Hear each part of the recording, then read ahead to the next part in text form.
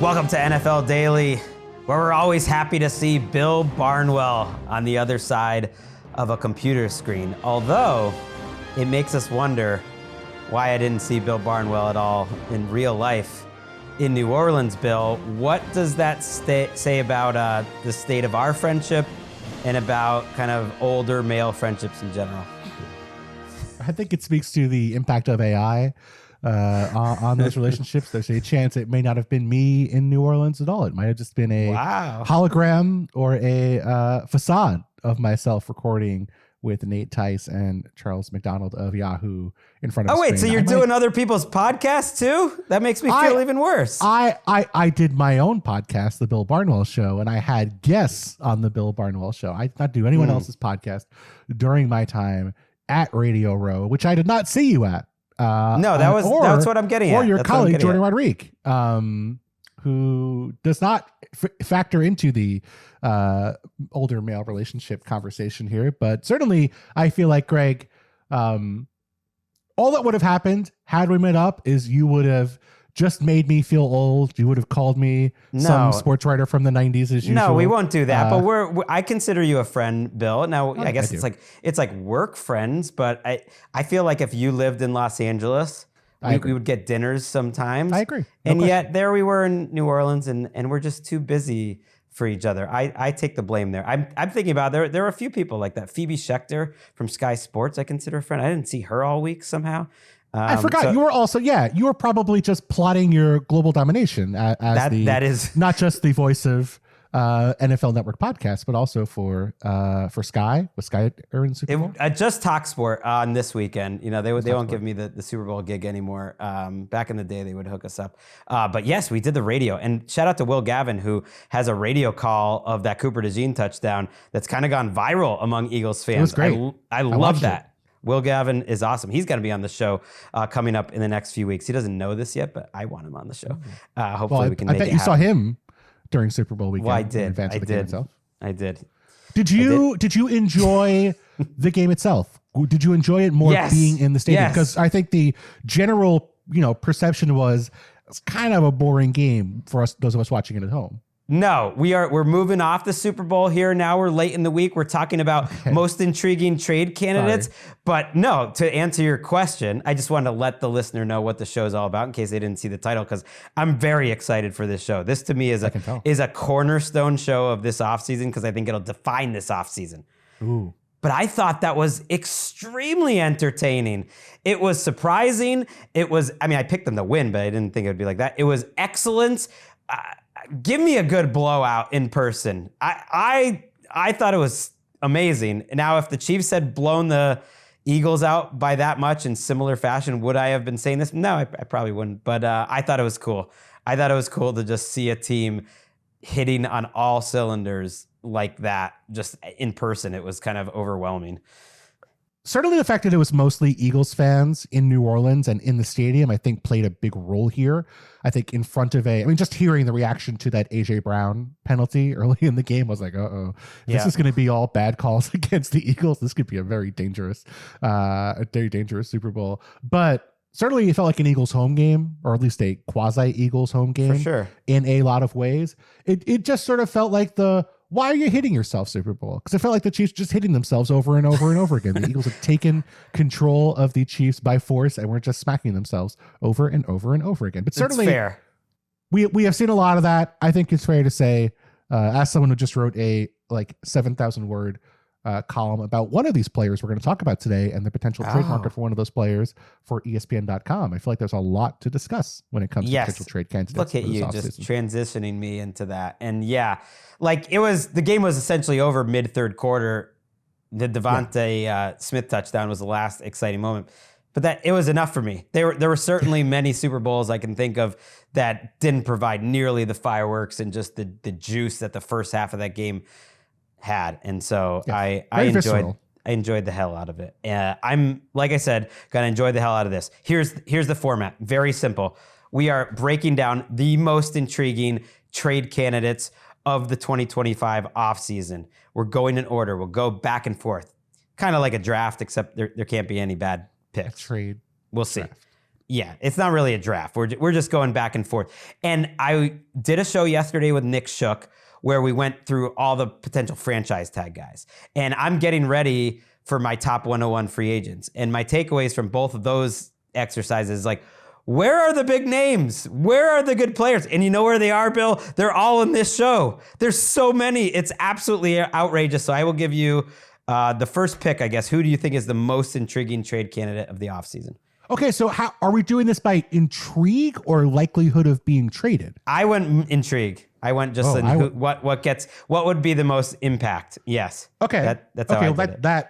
I'm gonna have to reformulate this list then in real time. You want me to go first then? No. I will throw the guy out there who I just wrote this 7,000 word column about because he is the most intriguing player on the market to me, and that is Browns edge rusher Myles Garrett, who, depending on what you think, he may not be available via trade at all. He may not be a player who gets the sort of value that I think there is the public perception about Myles Garrett, given how the league treats older players. But Greg, I mean, the sort of one of the cruxes of my column was, how many times do you see a Hall of Fame player, a guy who has already established a Hall of Fame caliber resume before 30 get traded in the NFL? And that is a extremely rare proposition.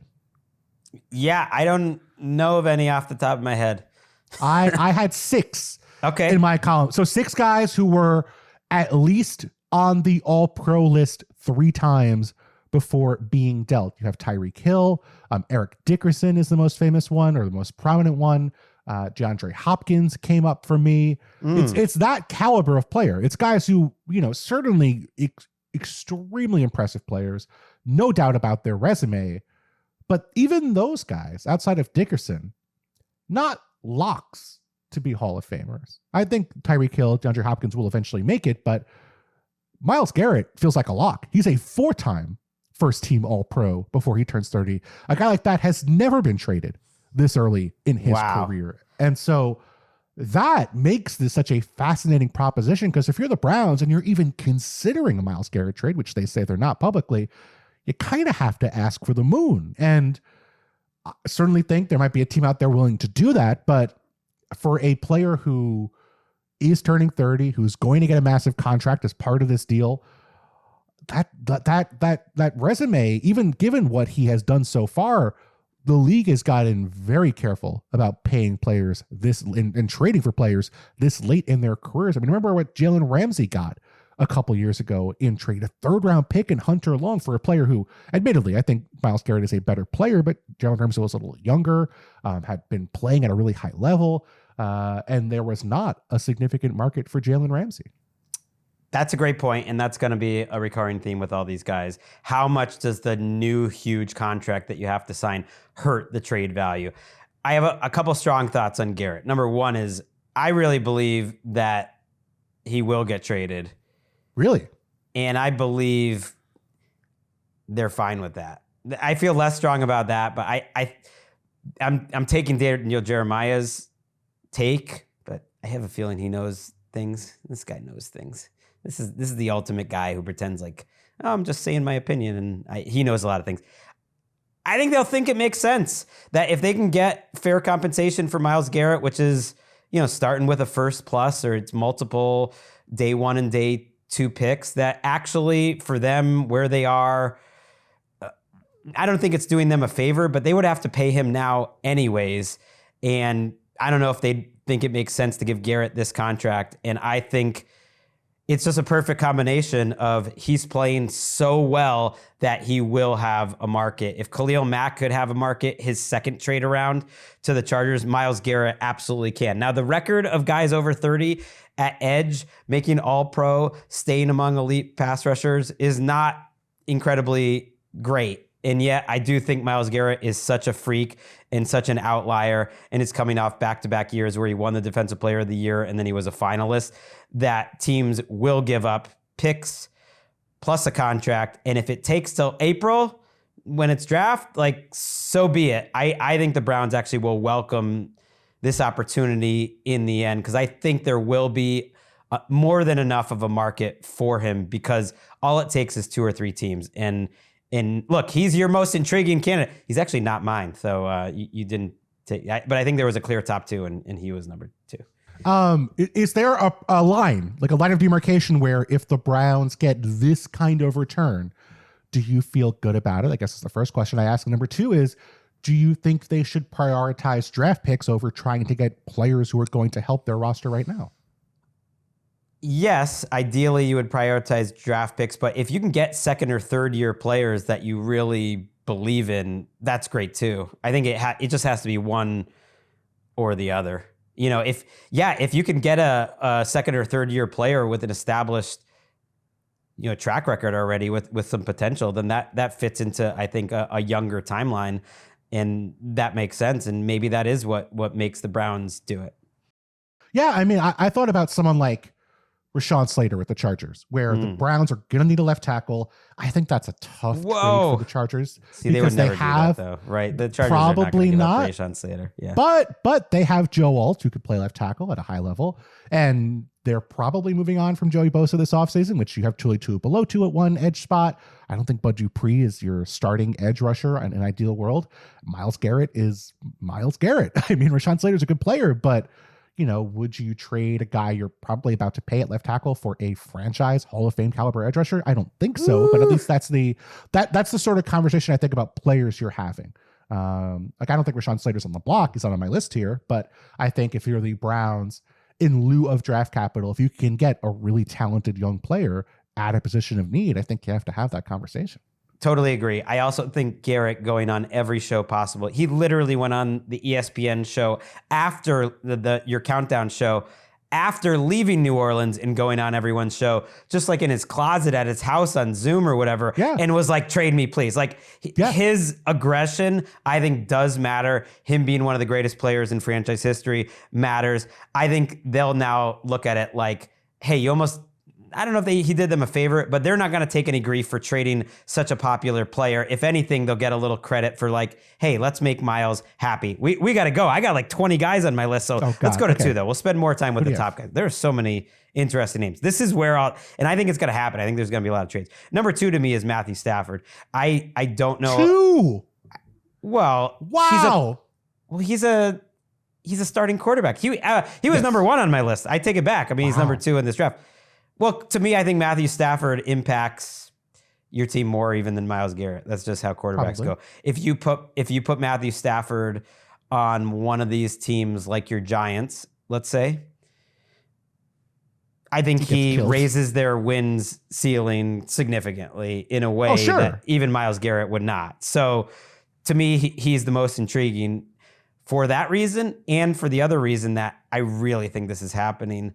I think there's something going on there. I'm not a reporter, but there's something there. Kelly Stafford, his wife, was on air essentially daring the Rams to do it. These things don't happen in a vacuum, Bill. Yeah. There is something going on there, and the way that the Rams have answered questions, I, at this point, would be surprised if Matthew Stafford doesn't get traded. I think they are basically going to have an auction, and I think because he's a good starting quarterback, they'll get some picks back. Like, would the Giants give up a second and a third for Matthew Stafford? I could see it. Like, I was worried they were going to say their first round pick, and I was going to say absolutely. I don't think they would do that. But would they take this year's second, which is 34th? It's almost like a first, and like next year's third or something. Would the Rams take that? I kind of think the Rams would. It really seems like the Rams are getting out of the Stafford business, which makes him by far to me the most valuable quarterback that's available, because I would put him a tier above Sam Darnold. And as far as I know, there's no other great quarterbacks available. I agree. We'll talk about some quarterbacks who are not great, who are going to be available. I'm very intrigued to hear that you are so confident he is going to be dealt. And I don't think that's wrong necessarily, but it just, like you said, it makes sense that something is amiss here in a way that we can't see. Because from both sides, why would a trade make sense? From Matthew Stafford's side, when he said he was coming back, the reporting was simultaneously, oh, he has a contract situation. And it's like, Matthew Stafford has made $300+ million as a pro is really, is an extra $15 million in his age 517. Has he ever left a dollar on the table, though, Bill? Has he ever left a dollar on the table? He's part of the Bag Hall of Fame. We're going to get to another Bag Hall of Famer later on in this show. It just seems like that would be a really easy fix if it was just money. Like, the Rams are not going to blow up their team or blow up their chances of competing next year over $10 million. But Greg, the part that seems even harder to me is, why would you feel confident about this if you're the Rams? Because, yes, you can get a second and third round pick from Matthew Stafford. I don't think that's a crazy return in a vacuum, but you have a coach in Sean McVay who has flirted with going to the media pretty much every offseason except for this last one after they sort of got back on track and made the playoffs, who doesn't have a great option under center on this roster. Like, Stetson Bennett is not, I know Les Snead loves Stetson Bennett. I don't think that is the solution here. No, if there's anyone, it's Jimmy G. I think they like Jimmy G, but he's a free agent for what it's worth. But bringing back Jimmy G has been floated as a, and then plus a draft pick has been floated as a realistic possibility here. But is that really, maybe they signed Sam Darnold. That's not out of the realm of possibility. It's just, do you really end up in a place where you are more competitive over the next 3 years if you trade Matthew Stafford? My instinct is no. But if that relationship has been so torn apart that there's just no alternative, then maybe you do it. But it just seems like it would be easier to fix this than make a trade, eat the cap hit, move on, try to find a new starter. It just doesn't seem to make sense for the Rams unless this is the point of no return, which is not out of the realm of possibility. I agree with you. That was my take right after the playoffs, that it makes no sense to me. I just think it's going to happen. Smoke there. I just think it's going to happen. I think the Rams' answer would be, this isn't Stafford's offense, it's Sean McVay. That there's so much belief in Sean McVay from himself and the organization, that Stafford's 38, has been fighting through injuries, maybe plays hurt quite a bit, plays through it. This year was certainly his worst year in Los Angeles, that now just might be the time. And yeah, that there might be some personal stuff here in terms of, Sean McVay has a certain way he wants to run his offense, and he's adapted towards Stafford, but maybe he's ready to go back to the way he wants to do it. You go with the next player that you think is the most intriguing. Wait, I have one more question. Yes. Then we'll move on. Giants, anyone else come to mind for you as the Matthew Stafford landing spot? That Raiders, Jets, really anyone. But anyone who stinks, basically, is what it sounds that's the teams that need quarterbacks right now are generally the teams that stink. Is there a decent team that doesn't need a quarterback? I can't think of one. Colts? Yeah, I think I actually think the Jets and the Giants for the New York market. I think the Kelly Stafford thing of it all is maybe a thing. And Vegas are the places they just sort of make sense to me. And I think the Jets and Giants are a little more turnkey in terms of they could compete with, if Matthew Stafford is playing well, than the outside would think, because there's actually good players on those teams. Whereas some of these teams, Titans, Raiders, I don't see a lot of good players. All right, Browns could be in the mix, but I can't see that happening. You go for most intriguing.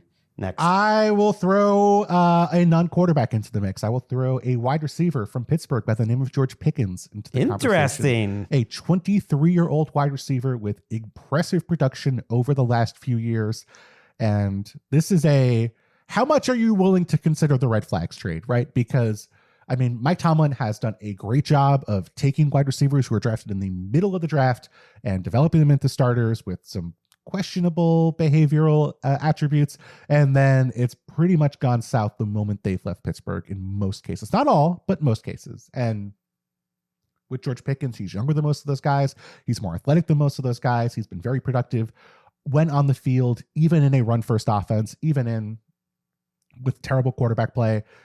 How many opportunities do you get to trade for a potential true wide receiver one at 23 years old and not have to give up multiple first-round picks to get that done? That is a rare opportunity, and I think there are going to be teams, if George Pickens really is available, who say to themselves, this is a swing we have to take, because our alternatives are paying T. Higgins, who I think is a good player, but not as good of a player and has significant injury history. Wow, so you would take George Pickens over T. Higgins?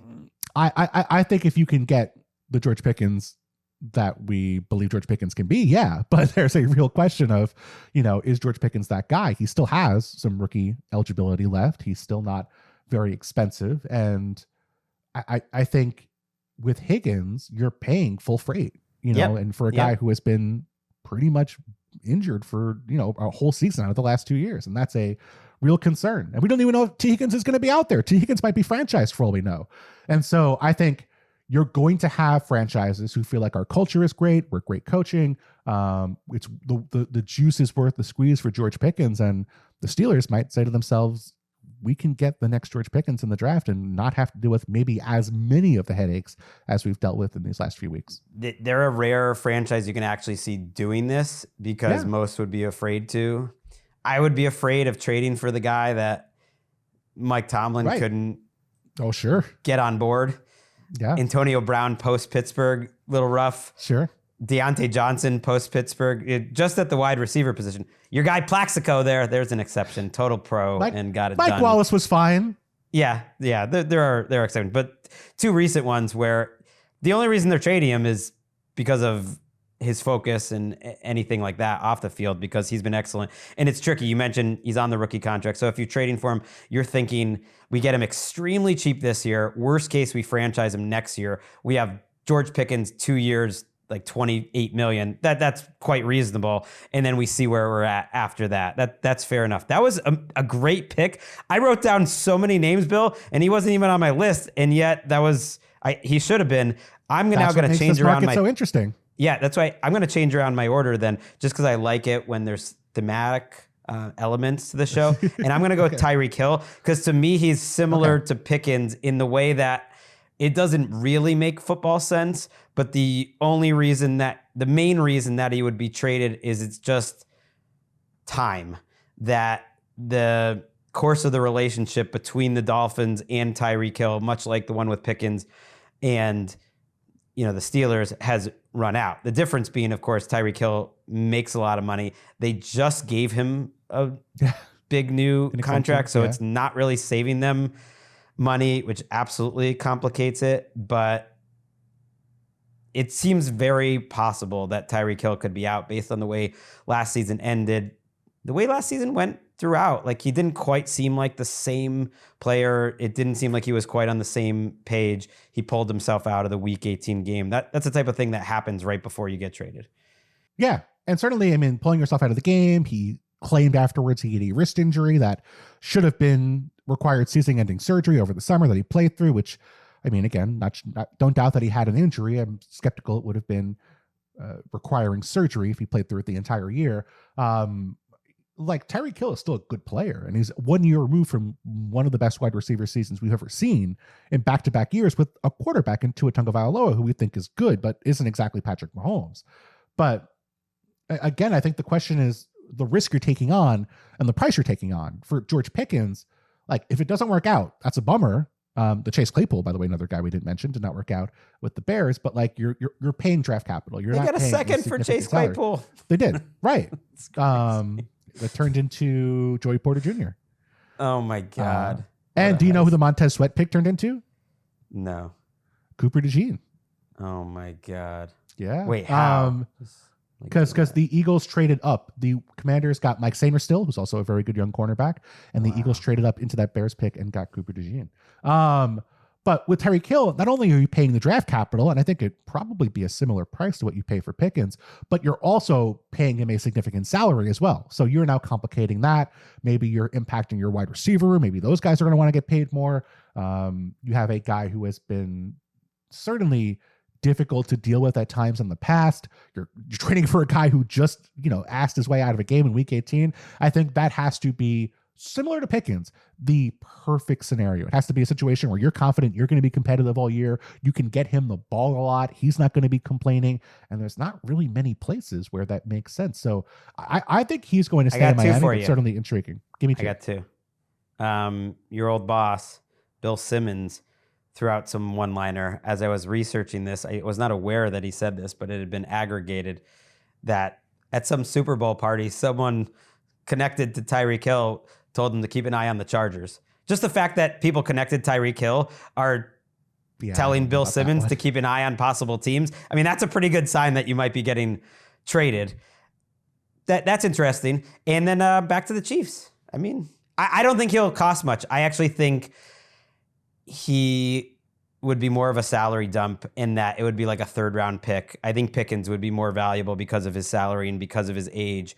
And the only way the Dolphins do this, and it might not happen. This is not the highest on my list of most likely to happen, but I think there's a pretty reasonable chance, like 50-50, if his people are telling like journalists like to keep an eye on teams, it's possible. But I think the Chiefs might be like, yeah, like if we can give you like a late 3rd and we feel like we can get a great year or 2 out of Tyreek Hill, I could see that. And the Chargers make a little bit of sense to me too. There's other people for the Chargers I think make more sense schematically or stylistically. Do you want to talk about one of those players? Please go. I would throw Cooper Kupp, the Rams wide receiver, out there in the mix, where Cooper Kupp is 31 years old. He might be a cut candidate, frankly, as opposed to a trade candidate. I'd be shocked if he was able to get everything he has coming in his contract, but if you're Cooper Kupp, the Chargers to me make total sense. You don't have to move, you play in the same building. Right now, Cooper Kupp's strengths are his blocking, his ability after the catch, his ability to, work over the middle of the field. He's not going to be someone who threatens you downfield very often. And the Chargers have a guy who works out of that in the slot, Len McConkey, but I think Kupp can do that from the outside. I think his blocking plays up in a run-heavy scheme. Certainly his energy, certainly his motor play up. I think there's a injury risk here, certainly with Cooper Kupp, that would dramatically reduce his trade value. But I think you can get Cooper Kupp if you're willing to eat most of his salary, not even all the salary. If you can get the Rams to eat some of it and you're paying him on a 1-year deal for, $10 million, and you're giving up a 7th-round pick, I think that's a pretty appealing opportunity as opposed to Tyreek Hill, who also took a major step backwards last year, also played through an injury, and it's going to cost you a lot more in terms of draft capital and in terms of cash. Yeah, I think it's going to be a little up to Kupp about how he wants to handle the contract situation. If there's a team out there willing to pay his salary, or if the Rams, if it's worth it for them to pay $10 million of his salary to get like a 4th or whatever, it would be almost buying that's true. A draft pick. But other than that, you're right. He doesn't have a ton of trade value, and yet there's so few good free agent wide receivers available. He certainly might have like a late pick swap type of value. Yeah. And the Chargers make some sense on that front. I'm going to go back to the top of my list. This guy was 3rd overall, and we still haven't even gotten to him. Mm-hmm. Micah Parsons. I mean, this is like the best pass rusher I've ever seen enter the league, just in pure pass rushing skills. I would say he is the best since I'm using. And you have Stafford ahead of him in your potential impact. Yes, because he's a quarterback. Wow. I had Stafford, Garrett, Parsons, but maybe Parsons should be even higher. You're right. It's not science here, Bill. We're just having fun. Our guy, Ian Rappaport, my guy at least, I guess you have your own guy, Adam Schefter, but they pretend to be friends. They pretend to be friendly. I like them both. Let's not have me cast votes in terms of who's my guy and who's not my guy. I don't think that's an appropriate conversation for us to have on this show. I like them both. They've both been very nice to me. That's good. Parsons, according to Ian Rappaport and Tom Pelissero at NFL Network, was mentioned as a guy whose future is up in the air, in that they've at least had internal discussions about potentially trading him, whether it would be the right time. Now, the internal discussions report came before we even had Brian Schottenheimer as the coach, but as we know, Brian Schottenheimer is not making these decisions. It's the Joneses. If Myles Garrett could bring a lot back, just in terms of all the people I wrote down, there's no question of all the people that I wrote down, Micah Parsons, I think, would get the most in return because just for obvious reasons, because he's a future Hall of Famer just about to enter his prime. He's 4 years younger than Garrett. Right. You're looking at the Khalil Mack trade and you're adding more. That is the Micah Parsons discussion for me. And that's fine. I think it's totally logical to have at least an internal, I don't know what the difference between an internal discussion and an external discussion. You can't call anybody, I guess, but a Micah Parsons discussion, whether internal or external, given that you have this sort of intractable problem with the Cowboys roster, right? I mean, they had, I think I've said this a million times this year, Dak Prescott, CeeDee Lamb, and Micah Parsons combining to make about $60 million a year, and they did not get out of the divisional round. And now you've paid Dak Prescott, you've paid CeeDee Lamb, Micah Parsons is probably about to get paid either by the Cowboys or somebody else as he enters his 5th-year option.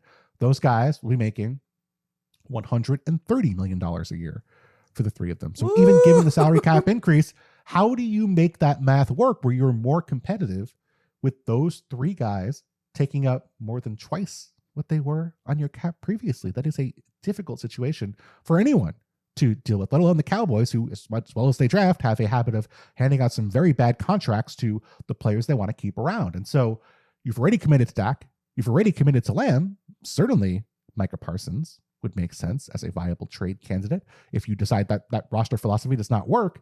But that is such a difficult conundrum because you're going to get a lot, but it's not going to be instant impact. You're going to have to wait a couple of years. And with Dak, you're kind of in the win now mode, no? So it sort of feels like you end up in this weird space where, again, if they can get young players, if they can get, guys who are difference makers for them, who are immediate impact players, sure, go for it. But I think if you're adding, 2026 and 2027 first round picks for Micah Parsons, I don't think that really helps your big picture right now if you're the Dallas Cowboys.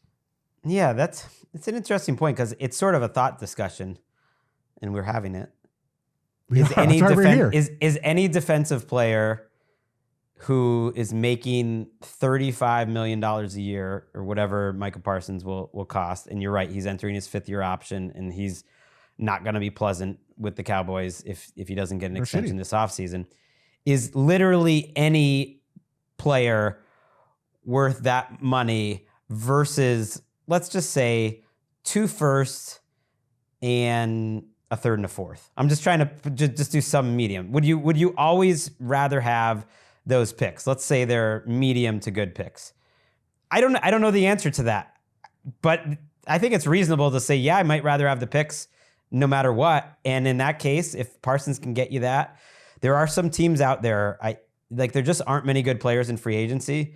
And the Patriots have $120 million in cap space. The Raiders have 90. The Commanders have 75. The Cardinals have 70. The Chargers have 60. The Bears have 60. There's a whole bunch more. And this is before some of the cuts and the restructures. Like, someone could go out there and afford it. They just want to have to decide if they would give up all those picks. That obviously for the Patriots and the Raiders, like, that would not make sense to them. But maybe I don't think it would make sense to them. But all it takes is one, right? All it takes is one. All it takes is one, and I think the difference between him and Garrett, for example, is you could get Micah Parsons and think, okay, he's gonna be here playing well in 5 years, given what history tells us about aging curves for defensive ends. And Myles Garrett, you hope he's the next Bruce Smith, you hope he's the next Reggie White, but there's no guarantee. To me, if you're the Patriots, yes, you could justify Micah Parsons. It's obviously much tougher given that you're potentially trading 2 top 5 picks. You don't want to do that. You need some picks. But, they're just so high in the draft but you're right. Maybe like the Raiders, just add him to Maxx Crosby. Trade Max for Micah. Trade Garrett. Trade Myles Garrett for Micah Parsons is the deal we should be talking about here. This is insane. This is what's happening in the offseason. I tell you, there's no big names in the new NFL free agency. And look at it. So far, we've done future Hall of Famer Myles Garrett, a guy who I think will eventually have a Hall of Fame career, Parsons. I think Tyreek's basically in already. Stafford. Stafford's got a chance. Although it's getting harder these days. It's hard out here for great players. And some fun other players like Cooper Kupp, who was a Triple Crown winner in Pickens. We're going to do even more good names after the break. The most intriguing trade candidates with Bill Barnwell.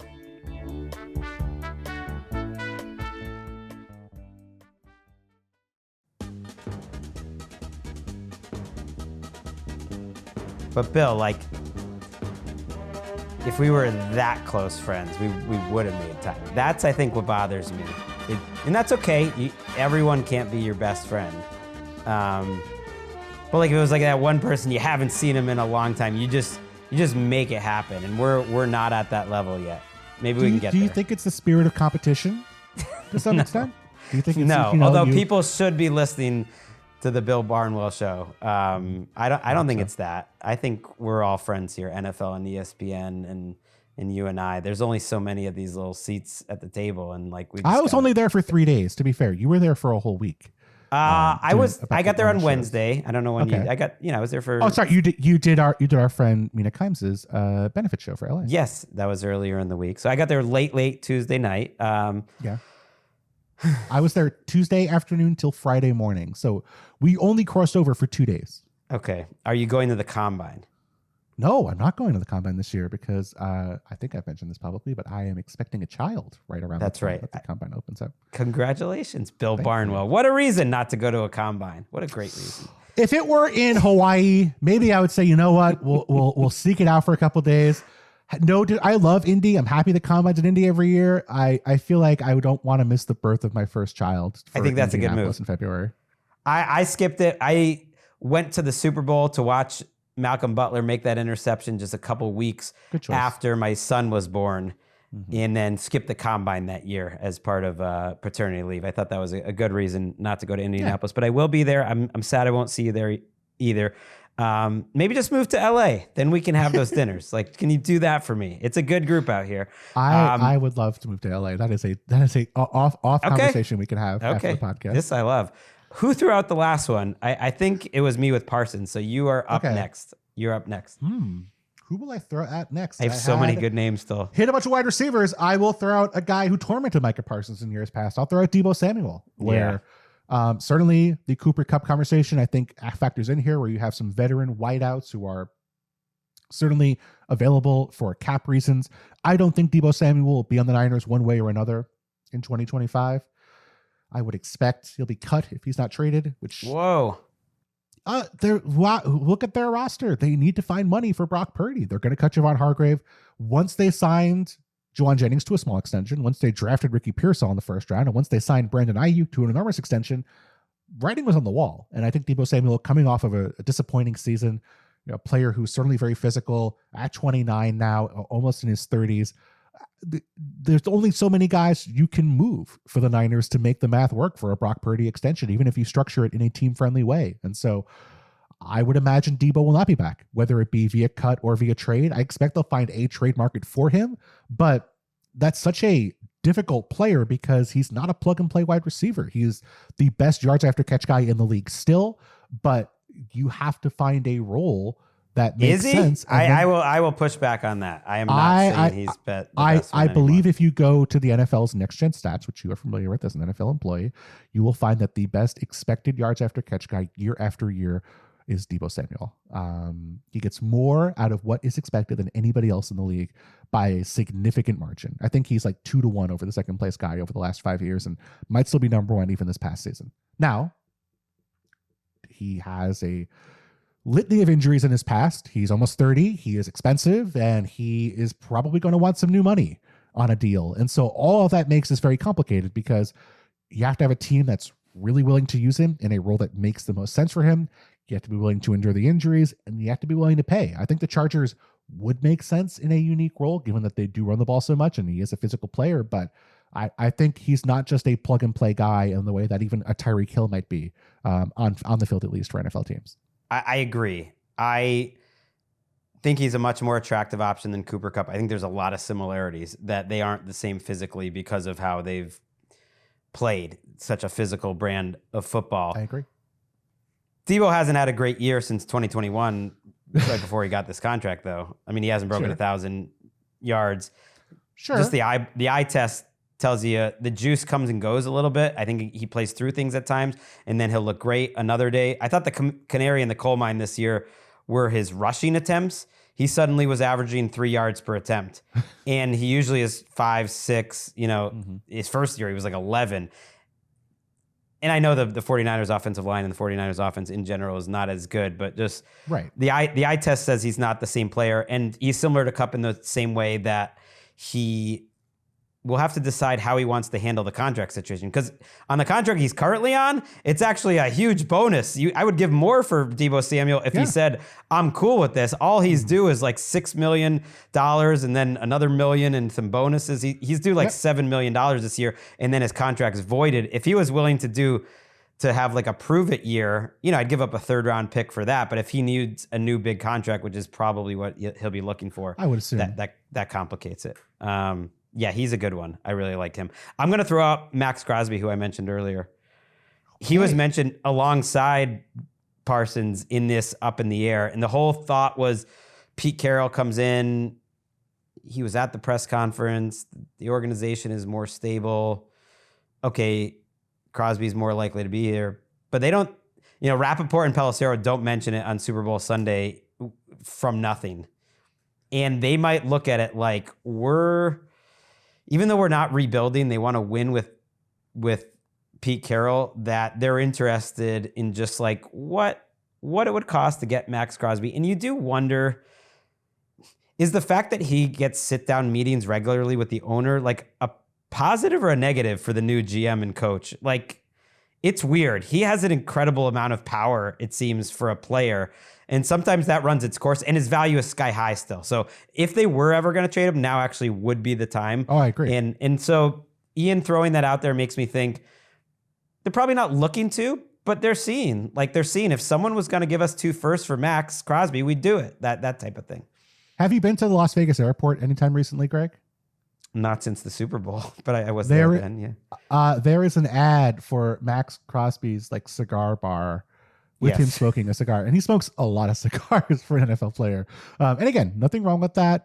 He's obviously a super great athlete, but just one of those things where you're like, is this really the best thing for you, as a player? Well, you don't inhale it. I guess they convince themselves it's not that bad for you. It is bad for you. I don't know. I think that's just an example of like Maxx Crosby, who I think is a phenomenal football player and someone who I think has been one of the 3 or 4 best defensive players in football over the last 5 years.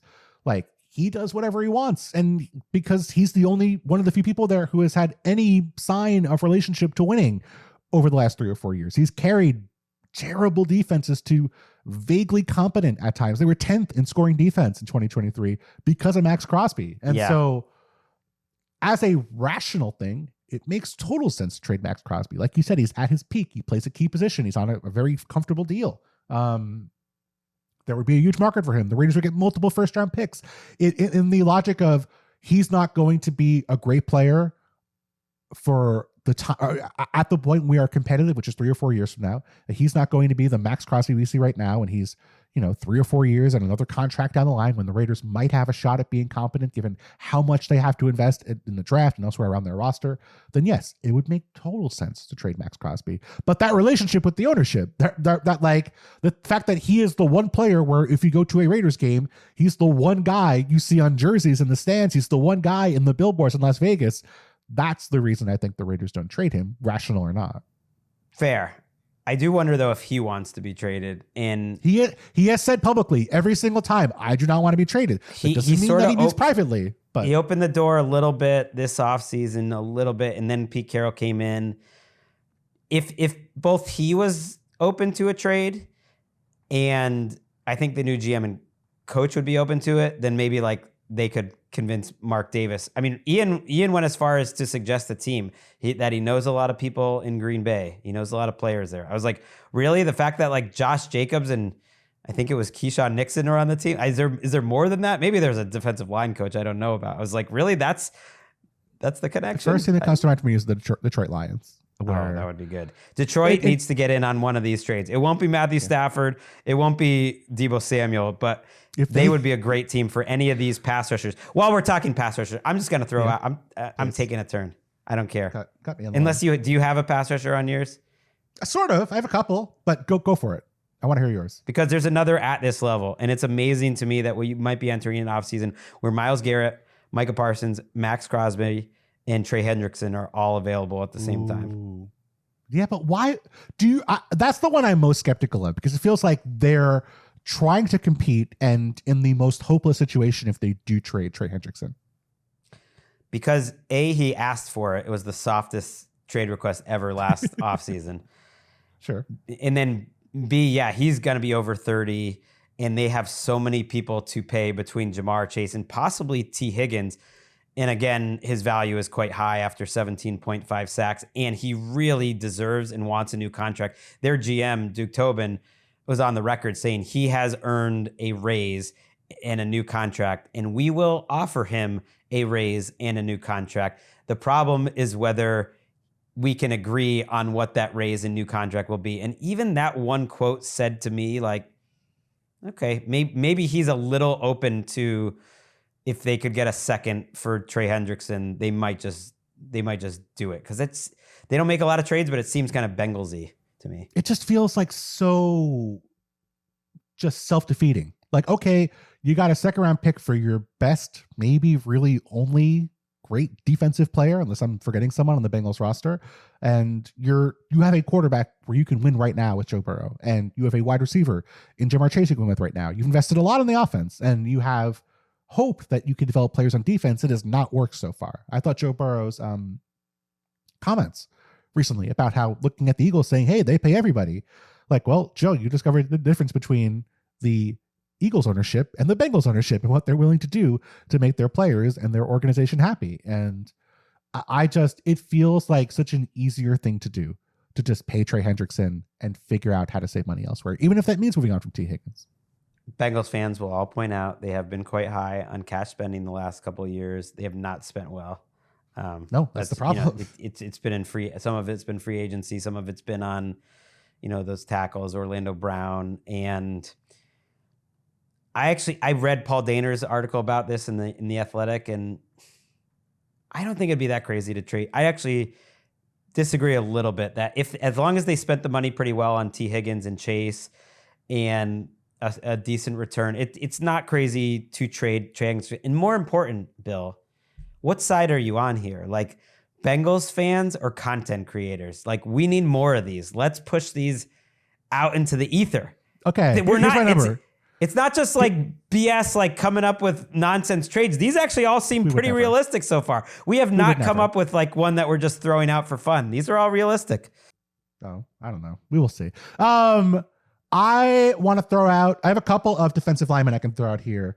Both of whom I think are not anywhere near as prominent as the players you mentioned, but make sense for me just because of roster construction reasons. I will throw Jonathan Allen, the Commanders defensive tackle, out there, where you have Deron Payne and you have Jarzon Newton, who has been really impressive as a rookie. Allen, final year of his deal. Now he's 30. Commanders have needs elsewhere at defensive end, for example. Could you consider swapping Jonathan Allen for one of these edge rushers we mentioned in a trade, where you figure, okay, Jonathan Allen's still a very impactful interior defensive lineman, but probably not. The Commanders don't need three of those when they have very little on the edge outside of Dorrance Armstrong. With Dante Fowler being a free agent, you have needs on the offensive line. You have needs at receiver. That would make sense to me as a surplus position for them. And then Jalen Phillips for the Miami Dolphins, where coming off of another injury on his fifth-year option, so it'd be a one-year flyer, basically. Dolphins might need to eat some money, but Chop Robinson was a superstar when he was in the field second half of last season. Bradley Chubb's coming back from his injury that cost him all of 2024. Jalen Phillips, his future is not here. His future is somewhere else. Probably going to be at best a situational pass rusher. Dolphins need to save some money here and there. I think Jalen Phillips would make sense for a team that wants to kind of buy low on a guy who looked really good before the injuries over the past couple of years. Those are two really fascinating ones. Deron Payne you could throw in with Allen. Like, it'd be almost could be an either or. Sure. The Phillips idea is intriguing. The Dolphins have a really interesting offseason. I'll just put it out there. So Tyreek, the Jalen Phillips decision, I think, is interesting. I would think they want to, like, he looked so good when he's been out there, but these are two big injuries. I think they want to keep their guy, but you're right. They could look to trade him. Bradley Chubb is probably more of a cap casualty type of guy, but who knows? Maybe they would take him. And also Jalen Ramsey, like, he's usually had expiration dates. I looked at the money though with him, and he'd probably have to be like that might be like a training camp one. It's a little. There's been some Teron Armstead rumors as well. Yeah, he could retire. Like, there's a lot going on there with the Dolphins. I love those two shoutouts, and the Commanders to me are up there in terms of fascinating off seasons because they have so much money, so much opportunity, and an attractive. To situation. Me, they're the Myles Garrett team. Like, if the Browns are really trading Myles Garrett, that is the team that makes the most sense on so many levels for me. I agree. That's a great one. I'm going to mention the two tag candidates that could get traded, which are T and Darnold. And I don't need to go on them too long. We talked about them a little bit. We've talked on this show about Sam Darnold at great length in the past. Yeah, tag primer. But those two guys could get tagged and dealt. And so the timing of that is a little open-ended. You just have to have the room on your roster to be able to fit them under the cap, and then you can hold on to them throughout the course of the offseason, which means you could hold on to them even till draft day, which is kind of a soft deadline if you really want, or you could do it early. We haven't seen a ton of this over the years, but we have seen it, including last year with L'Jarius Sneed. So that Jalen could Waddle, happen. Another example as well. Certainly makes sense to me that you would see those guys, potential tag and trade candidates. Should we talk about Kirk? I feel like we talked about so many quarterbacks. Oh, I forgot about Kirk. You forgot about Kirk? I did not. I looked at all the teams. I was like, oh, there's no other. Actually, I wrote down Kyle Pitts way at the end of my list. That's just like a fanciful one. I have a fanciful section as well. But you're right. That makes sense. Because the more I've thought about it, he could probably get like a 6th round pick or something. I don't think it would be much, but it'd be something. Well, if you don't believe that the Falcons really want to have him as a $27.5 million backup next year, you would think there'd be a market. Certainly the Falcons will have to eat a good amount of money. I would guess $20 million at the bare minimum.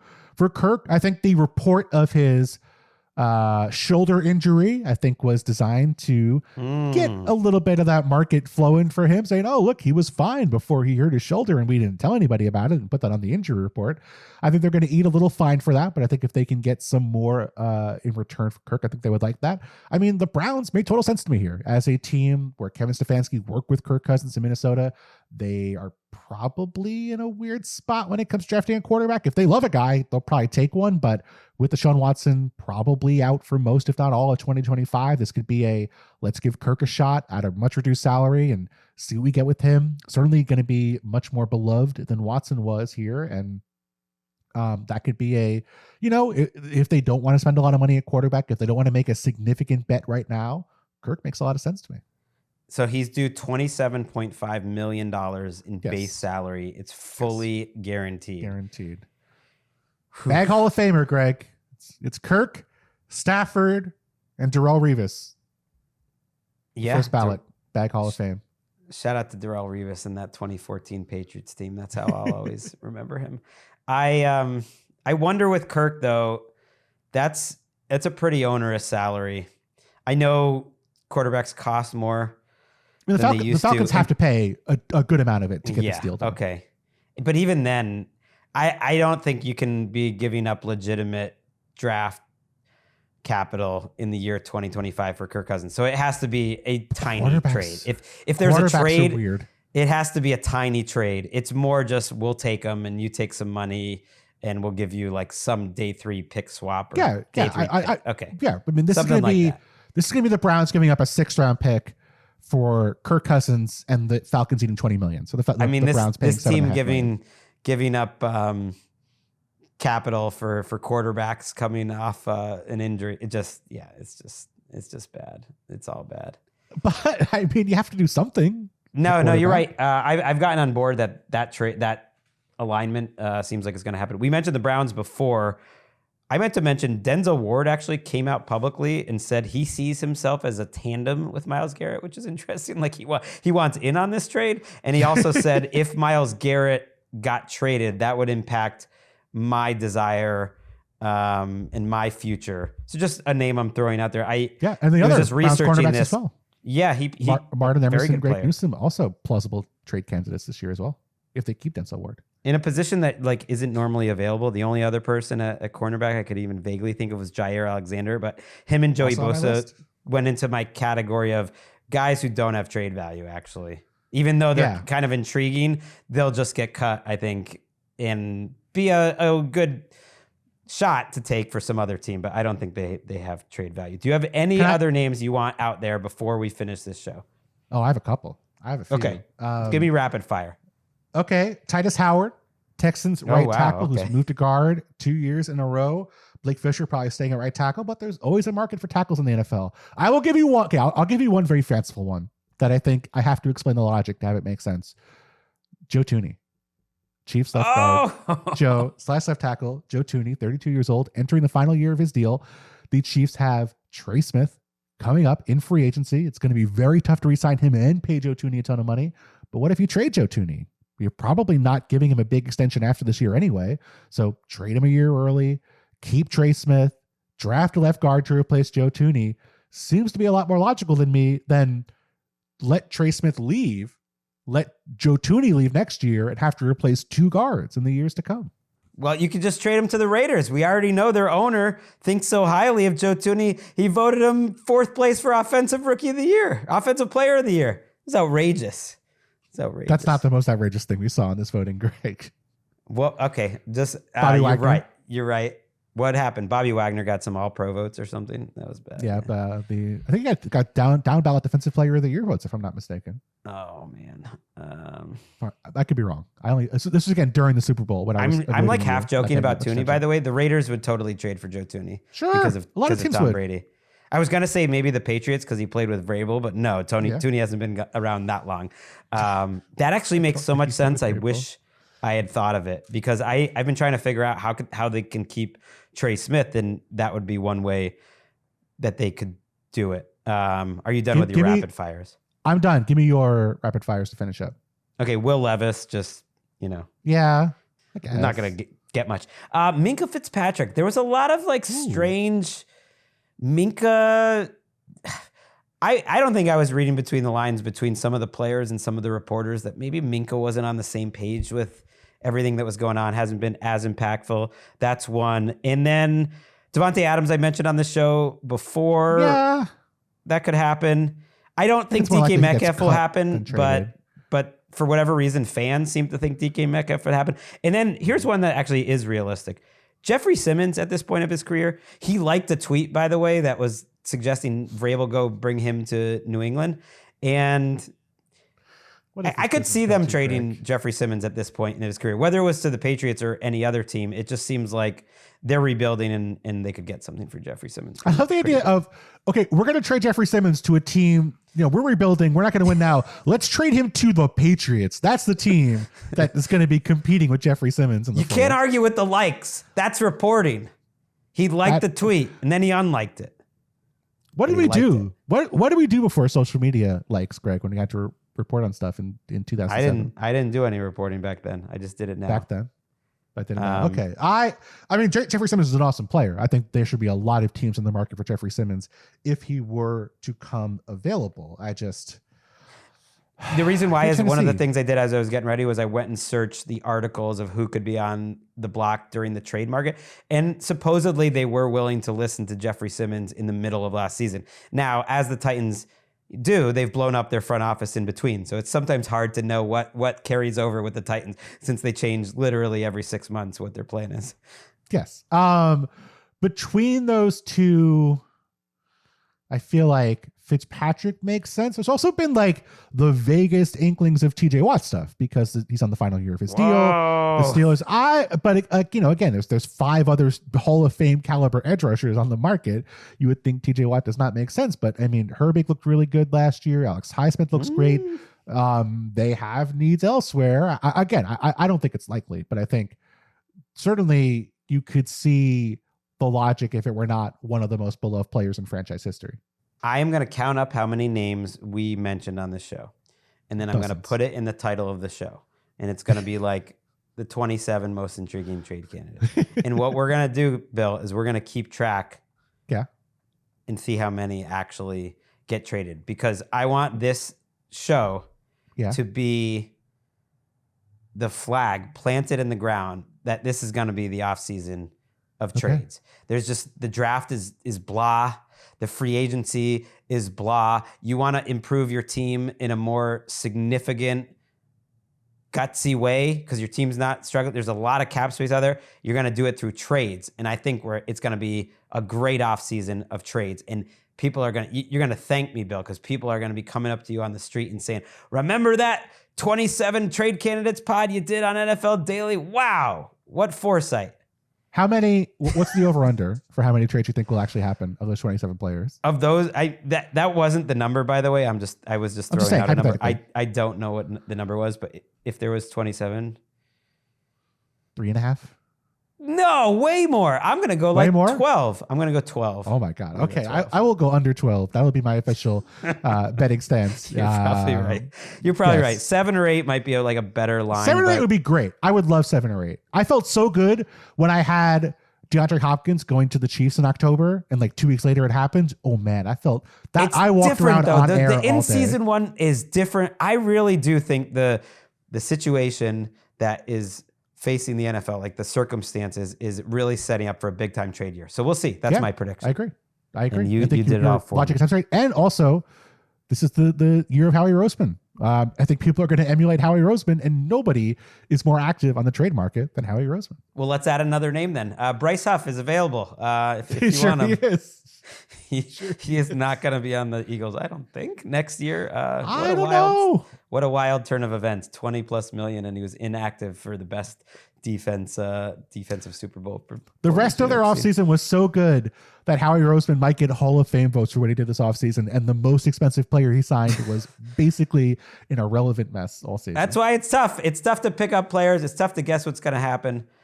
It's not tough to enjoy this man, Bill Barnwell. Check out the Bill Barnwell Show. Check him out. All his articles on ESPN+. What, you got 7,000 words on Garrett coming up? I do. That is probably tomorrow. Check it out. Bill Barnwell, always the best. Look, when the NFL is taking back the trade corner from the NBA, it is Gregg season.